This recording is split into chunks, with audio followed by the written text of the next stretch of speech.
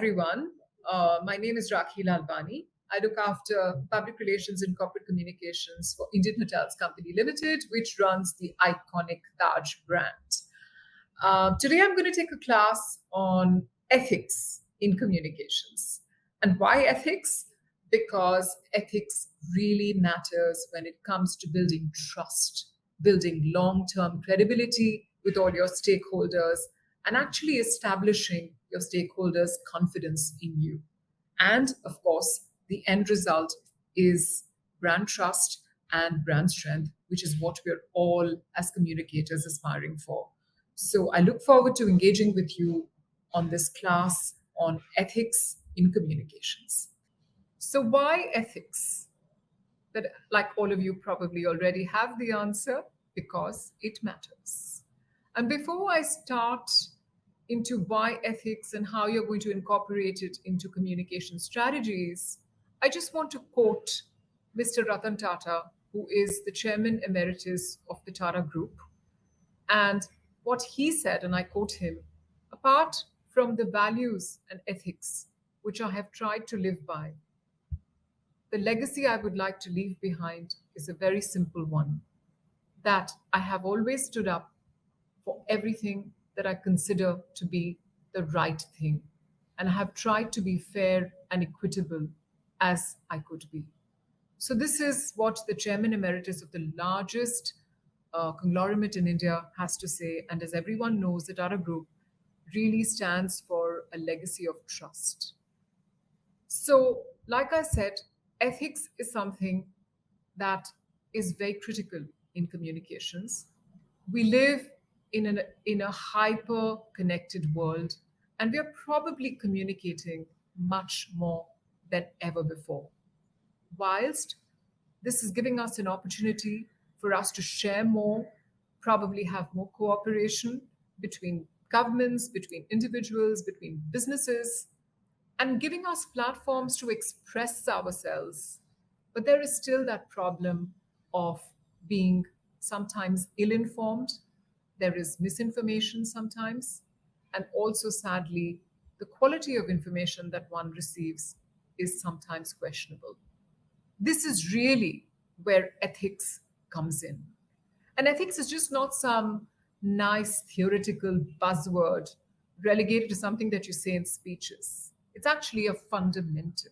It's a fundamental not only to the principles of communication, it is fundamental to life and society itself. There are rules and there are codes of conduct that we all live by in society. And the question of morality and ethics is not only something that is required for your personal lives, it is imperative and necessary to incorporate in at your workplace as well. Our actions not only influence ourselves, but also those around us. Many of the professional decisions involve ethics. If we manipulate information or mislead people by misrepresenting, certain pieces of information, we're going to lose people's trust and also undermine our own integrity in the bargain. A successful business is one that is actually built on trust between various stakeholders, whether it's employees, whether it's customers, whether it's community, or just even competition. So I've come up with a very simple sort of acronym, which is very easy to deploy, and that is the principle of truth that we need to use in all our communication strategy and comply by. So, what really does truth, the acronym, stand for? T is for trust, R for reliability, U for uniformity and consistency, T for tonality, incorporating empathy and compassion, and the last H of truth, and also a very important one, is for honesty. I'm going to spend a few minutes elaborating on each of these um, pillars of truth. I'm going to start with T of truth, and that's trust. Building trust is extremely critical for a brand, as we all know, and it's not built overnight. It takes building and nurturing relationships, relationships that can foster into meaningful working relationships and even create emotional connect. Consumer trust is an essential element for the purchasing process and is more likely to ensure the long term success of a brand. Brand loyalty is created by engaging with audiences in an authentic and genuine and a credible way. Credibility is really the confidence that all our stakeholders place in us, our products, or our organizations. And such confidence only comes from the way you communicate with your stakeholders. And that, like I said, has to be done with authenticity, has to be genuine, has to be accurate, and more importantly, if you're making a commitment, it has to demonstrate living up to your commitment.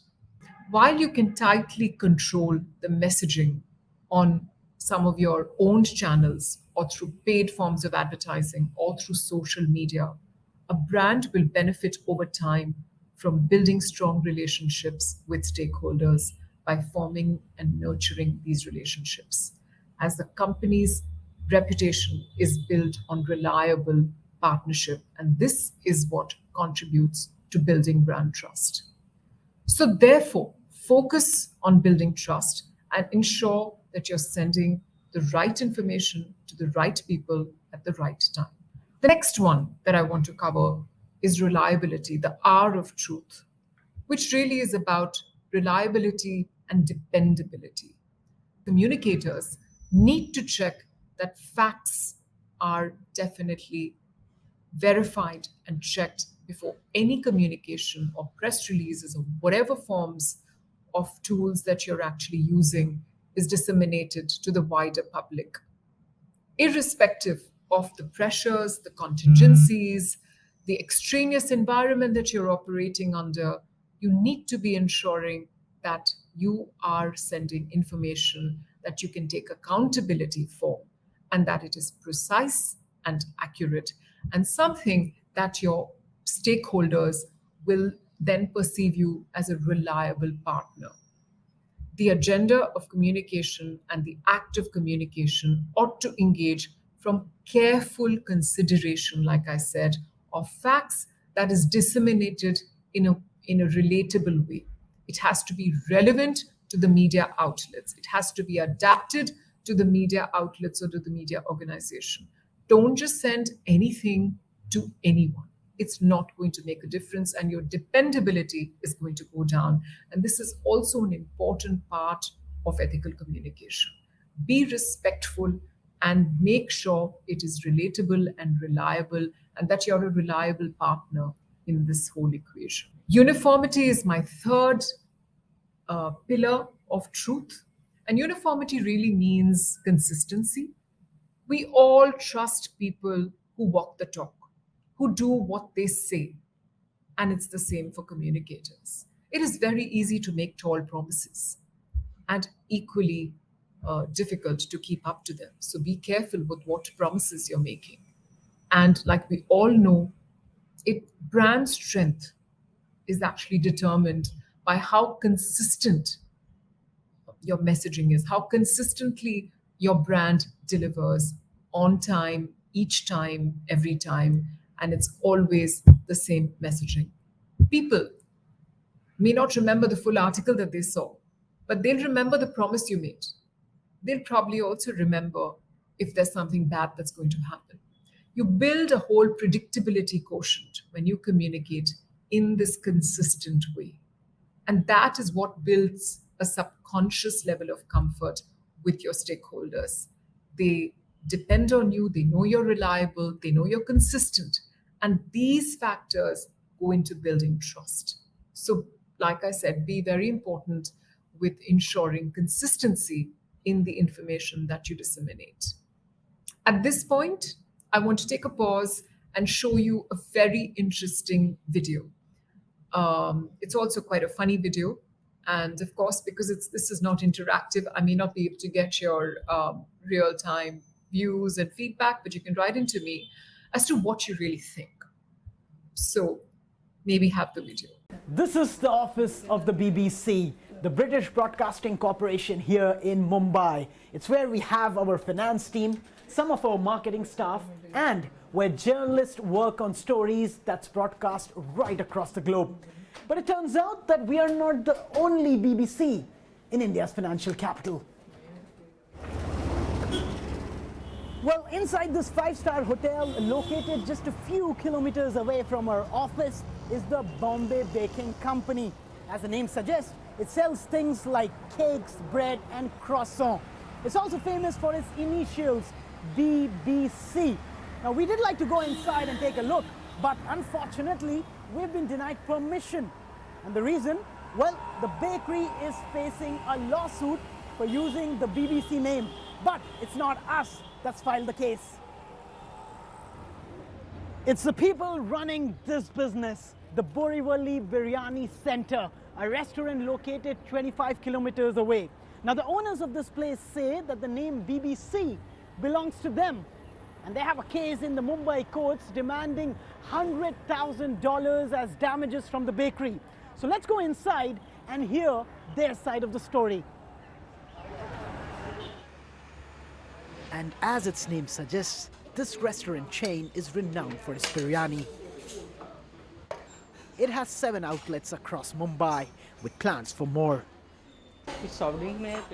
BBC is printed on the uniform given to staff. And this is how they answer the phone. BBC, Chikwadi, milega. So co-owner Hardik Udeshi thinks the BBC name is crucial for their identity. That's it. People don't know Borivali Biryani Center. They know us by name the BBC. How can I allow somebody to use my name, my acronym? I am very clear. We have got it registered. Then what is the use of getting it registered, your brand name? What if I want to pursue my brand into bakeries and confectionery? Do I go and file a case later on?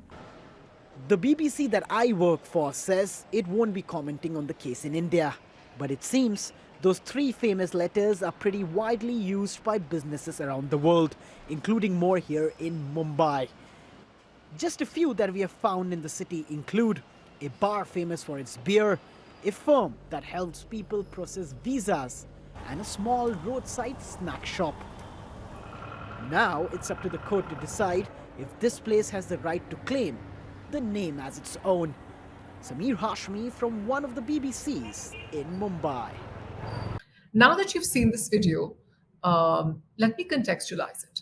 So here is a brand, an obscure nondescript brand called Borivali Biryani Center, BBC, taking on a pretty big giant like the Marriott, who are using the same acronym BBC, suing them for $100,000, $100,000 million, I think, and in the High Court, because they claim that these guys, the biryani guys, have been around for much longer than the Marriott BBC, completely dismissing the fact that BBC is actually the international brand name of British Broadcasting Corporation, which is a mammoth company beyond all these guys.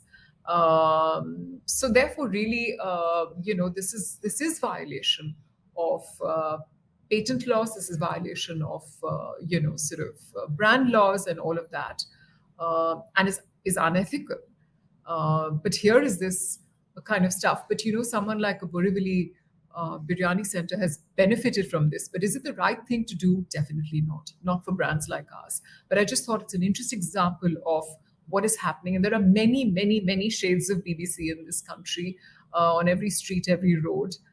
So I guess the big BBC can't be bothered suing the whole lot of them.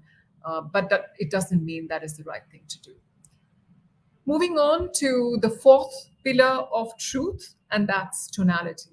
And I think tonality has been a subject of conversation in PR fraternities for the last 2 years during COVID, because I don't think empathy and compassion has mattered so much more than it has during the time of COVID. So to be empathetic and to build in compassion in your messaging is also very important. And today, whilst marketers focus a lot on the demographics of things, it's equally important to focus on the psychographic of things, to understand customer sentiment, to understand customer behavior, and what actually are those triggers that matter and affect customer behavior. So increasingly, consumers are turning to brands that represent solid character and humanism in the face of adversity. PR has assumed center stage in building authentic and meaningful brand engagement. Empathy and compassion are core human values, and companies focused on these values stand a better chance of survival. PR that stays relevant and sensitive to the situation and embeds mindfulness in a long term strategy for clients will eventually rule the roost. So, here I want to just pause and show you another example of a very famous brand, Adidas, who do some incredible marketing but went horribly wrong during the Boston shooting. So, as part of their regular communication to customers, after the Boston shooting had happened and the marathon had happened, they sent out a mail captioned, "You survived the Boston Marathon." And that, unfortunately, was the wrong title at that time, considering that it was a very unfortunate incident. There were deaths, there were injuries, and of course, it was a topic of global discussion. And here, Adidas was being tone deaf to the extraneous environment. And this, again, got them really bad PR, which is what you'll see in this video. We're all familiar with getting emails from companies telling us to buy things. Well, Adidas sent one that was received in poor taste. Let's take a look at this one, which was called out by Jason Lonsdale. He received an email. If you read at the top, it says, "Congratulations, congrats, you survived the Boston Marathon." Oops. And of course, due to the Boston Marathon bombing, folks like him pointed it out, saying, "Dear Adidas, I love you, but you need to talk to whoever's doing your email marketing." Adidas issued this statement over Twitter with an image saying, "We are incredibly sorry. We deeply apologize for our mistake," etc. It's one of the most inspirational sporting events, the Boston Marathon. Every year we're reminded of the hope and resiliency of the running community at this event. And then they said, "Oh my God, I am totally sorry for that." Amazing. Okay. Yeah. I actually don't think it's that big a deal. I don't know if that's a controversial thing to say, but look, my guess is Adidas sends this whenever you complete a marathon anywhere, like, "Congratulations, you survived Santa Fe," to all the marathon runners. And they just took out Santa Fe and put in, are there marathons in Santa Fe? Okay. You could have done this for any other marathon and no one would have been thinking about those people who got killed in the marathon. To be fair, so you're not buying my theory? I think it's thoughtless, but I mean, you had one job, which is don't celebrate people dying in the marathon, and then it's not that hard. Yeah, so I'm pretty sure it was a mistake, but of course we don't know. But to your point, Kim, even if it was a mistake, come on, dude, you're gonna make that mistake, right? Yeah, I don't think it was on purpose. Like, there are other examples of people doing more overt, to me, more offensive attempts to profit off of tragedies. Here are a couple. Cracked did an article back in the day. Here are some examples. Here is from AT&T tweeted this. "Never forget," and then it's like their phone.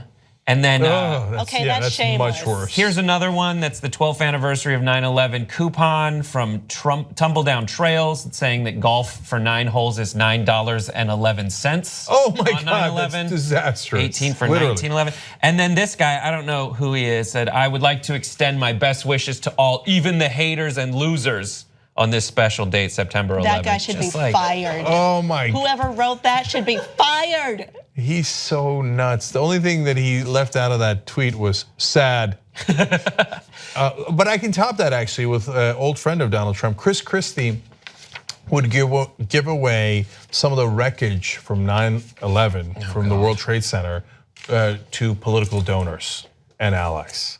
Oh, donors. That is so gross. So compared to those outrageous things, Adidas seems kind of light.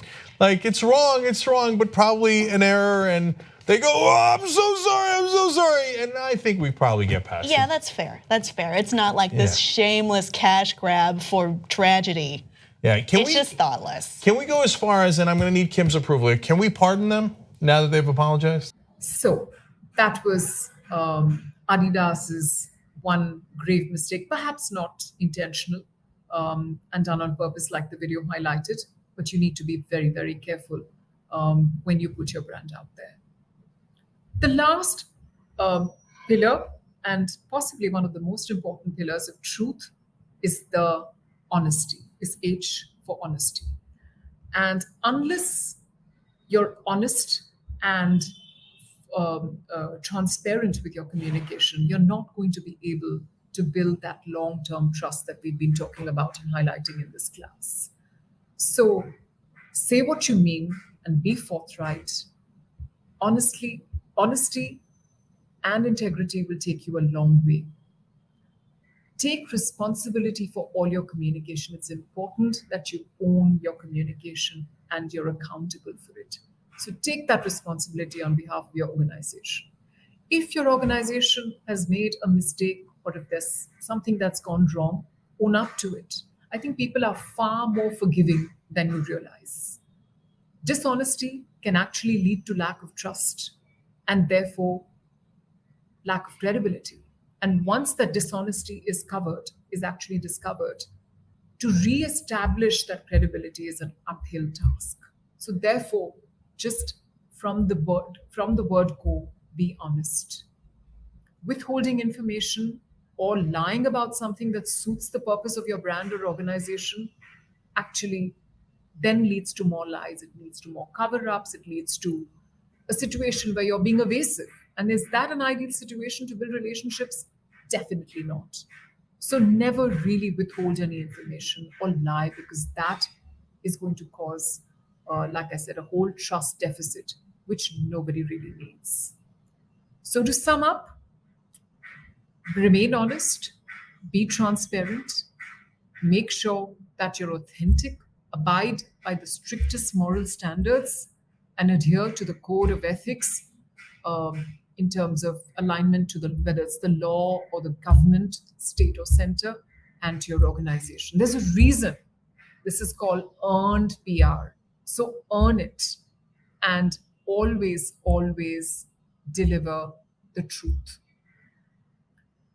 I'm going to end this part of the session by another really relevant video, which talks about where the CEO of Shell talks about the big issue that had happened some time ago with the oil spill in Nigeria, in the Niger Delta, and how he had to come up and own up to the mistakes they had made publicly to the press and say that, hey, there were all these allegations. These are obviously, cases that were in court for a long time.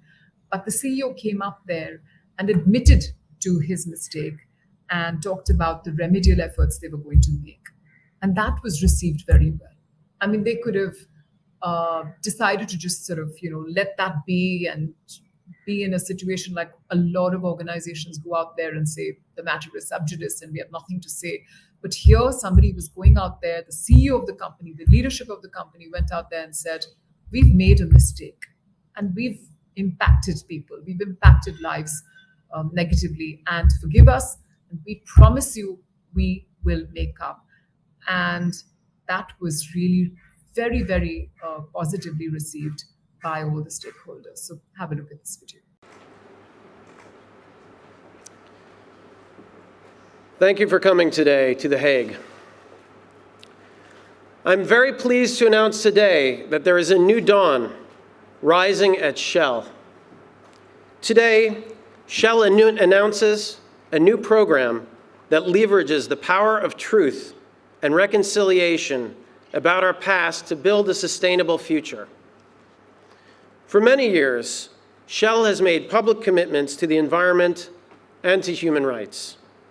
But as many of you know, in some parts of the world, we have not succeeded in honoring those commitments. Our new CEO, Peter Voser, has used his first 100 days in office to lay the groundwork for genuine change in the way that we do business. Under his leadership, we realized that to do what was right, we first had to publicly admit what was wrong. For inspiration, we turned to South Africa's Truth and Reconciliation process, which, by making the horrors public, was the first step to achieving real change. So today I'm proud to say we know what we have done wrong. In the next 2 years, we will be undergoing an extensive review of our past operations and fully disclosing all of our problems. The reconciliation process will involve a series of public hearings here in The Hague, where we will solicit testimony from within and outside Shell that fully reveals the extent of our abuses.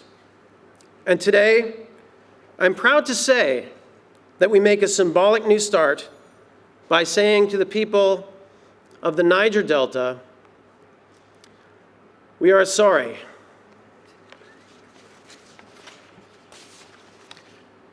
We are sorry for the oil and gas spills that have made your rivers toxic.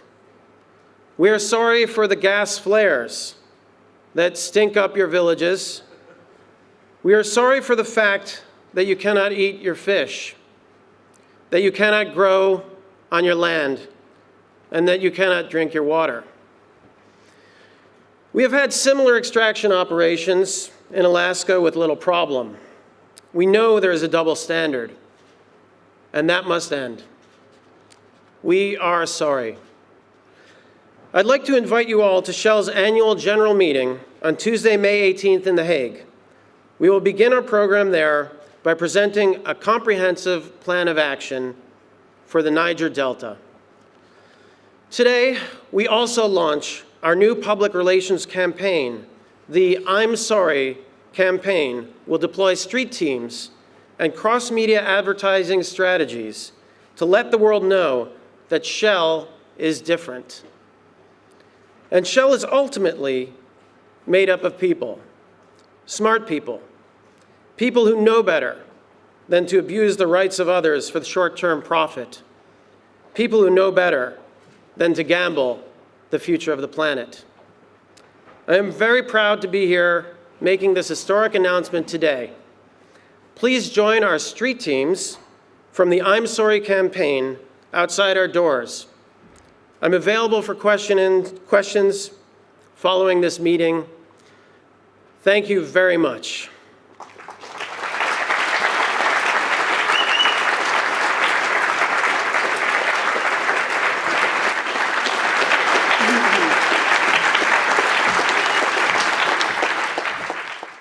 So moving on to part 2 of today's masterclass, which is again something that is possibly impacting all communicators and making life quite miserable, is fake news. And fake news today is accelerating and affecting the way individuals are interpreting news. Driven by citizen journalism, the proliferation of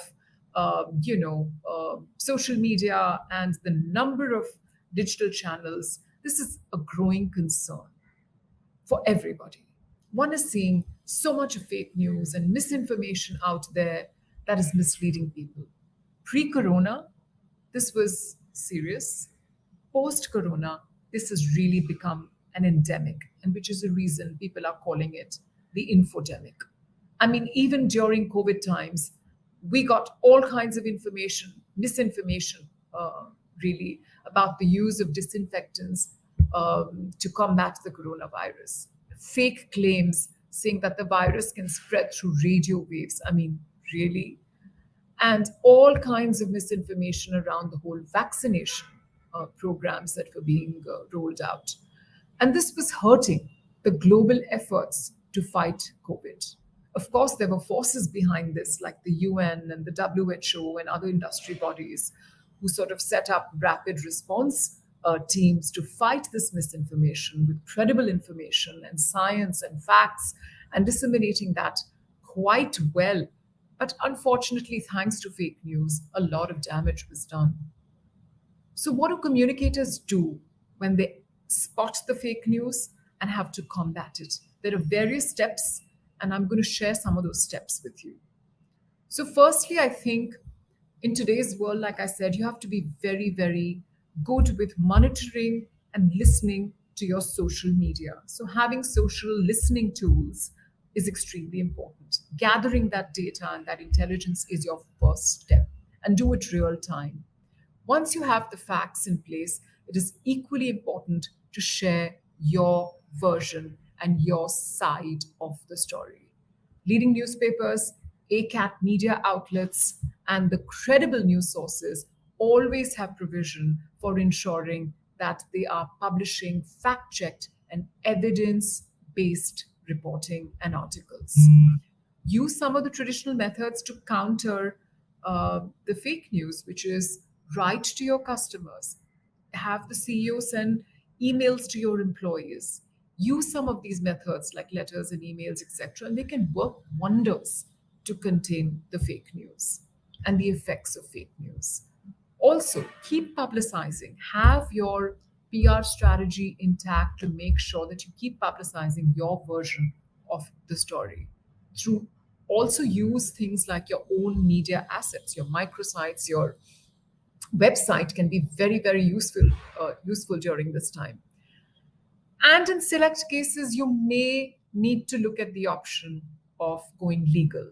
You may need to look at filing an FIR, or filing a suit, to actually stop the circulation of the fake news. It is a long drawn process.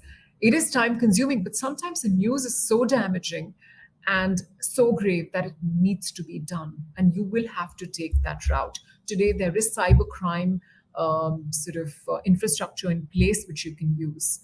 And of course, the social media channels itself have that kind of redressal platform or redressal system in place. So use that if you think it's an absolute must. And whatever you choose to do, make sure that your company or your brand is speaking in one voice. Your senior management is aligned, your CEO is aligned, your brand manager, your product manager, whatever the case is, they're all aligned and it's one voice. You'll have another mistake, another problem if you have different voices going out. And like I said, eventually, preventive and proactive measures are always better than just damage control. Make sure that you have a ready-to-roll crisis plan or ready-to-roll recovery plan to deal with this kind of misinformation that is only present. So at the end, I just want to share one example of how the Tatas combated fake news that actually concerned the Taj Hotels, which is who I work for.